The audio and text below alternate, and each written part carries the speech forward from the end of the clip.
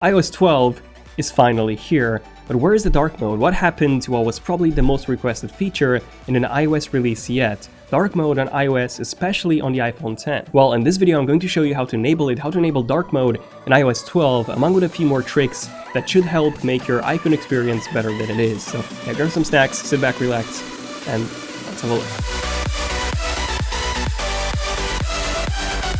Okay, so here's the thing. At the WWDC 2018, Apple has indeed announced a brand new dark mode, but it seems like Timmy, our boy Timmy, decided to troll us really hard because it was not for iOS, but it was for the Mac. And that's still okay. I've actually done an in-depth review of macOS Mojave, not really sure how to pronounce this thing. Is it Mojave or Mojave? Probably the second one. I think that's how Craig Federighi pronounced it at the event. But yeah, I've actually talked about dark mode on the Mac, what it does right and what it does wrong. Overall, it's a great new feature. It's not a true dark mode since the windows are not black, they're more of like a dark gray, and the main issue with it was the fact that it's actually system-wide, so you cannot enable or disable it for specific applications, which is a pretty big letdown in apps such as Mail or the calendar where it doesn't look that great. So we have dark mode on the Macs that come with an LCD display, but not the iPhone X that comes with an OLED display.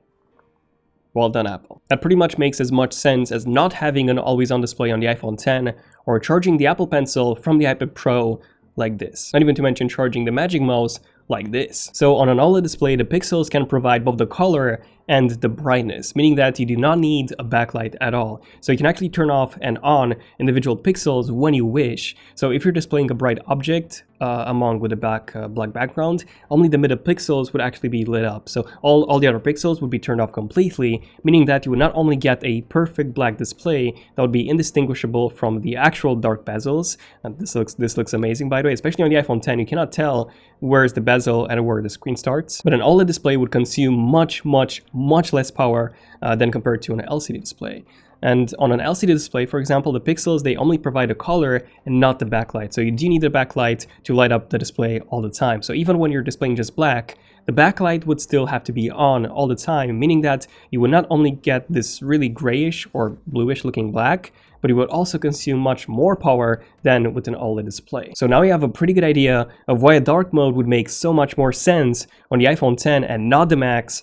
Because on the Macs it simply looks good, but from a functionality perspective, dark mode needs an OLED display, which none of the Macs have. The only Apple products, by the way, that have an OLED display are the Apple Watch. Yes, the Apple Watch has had an OLED display since it was announced in 2014 and then released in 2015, and then the iPhone X, and that's it. And in a way, this does make sense. The purpose of dark mode on Macs is to make it easier for you to focus on the content inside the app that you're working with, while on iOS, the purpose of a dark mode would be mostly for saving battery life and making it easier to read content at night, because right now, even with the brightness dimmed to its lowest, it's still quite bright at night. By the way, pro tip, there is a way to get around this. So just go to settings, then simply go to general, go into accessibility, then display accommodations, and enable reduce white point. Then select the percentage that you want, and then go ahead and disable it. Now go back into accessibility, scroll all the way down until you see accessibility shortcuts, and have reduce white point selected. And now when you triple click the home button or the side button on the iPhone X, the brightness would be lowered more than what the usual limit is, making it easier for you to read at night. So that's pretty cool, but it's not a true dark mode. However, there is a way to enable dark mode in iOS 12, and here's how to do it. Okay, so first things first, to go on Google and search for black wallpaper or dark wallpaper.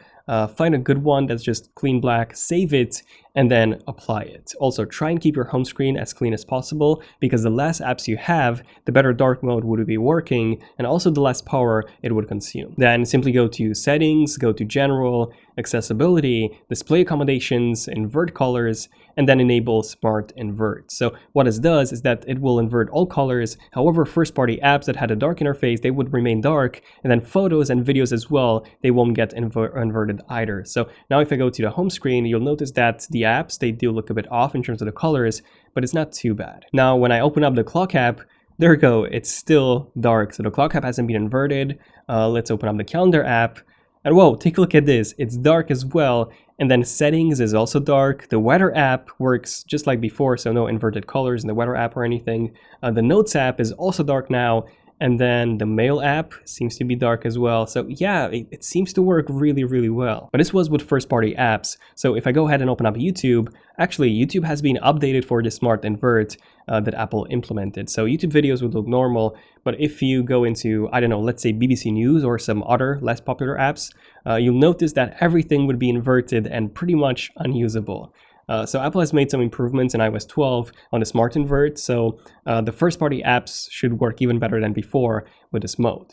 But here's the thing, since it does work so well, why isn't Apple just calling this dark mode, or even better, make a new dark mode, give us the API, and make it so that every first-party app is dark when you enable this mode, and then developers can use the dark mode API and make their apps have a dark theme if they want to. So essentially what I'm saying is having a dark mode that works exactly like smart invert works right now, with the exception of inverting colors in a third-party app. Because right now, if you open up a third-party app that hasn't been updated for this smart invert, all the colors would be inverted, whereas in my suggestion for dark mode, if you open up an app that hasn't been updated for dark mode, it will look basically the same as before. So just as YouTube added smart invert support in their app, developers would be able to add support for this dark mode if Apple were to make it official and call it dark mode and add it, I don't know, into the display menu option or even in the control center. That way more developers would implement it, because right now it's actually hidden in a ton of submenus and not a lot of people know about this. So there you go, a quick way on how to enable dark mode in iOS 12.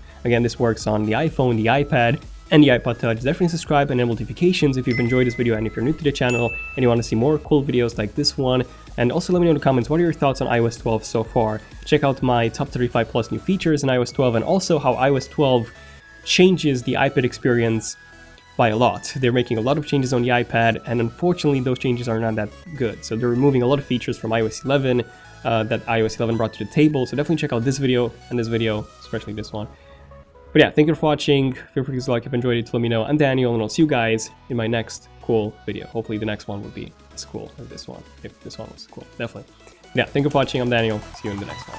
Son of Tech, signing out. Cheers.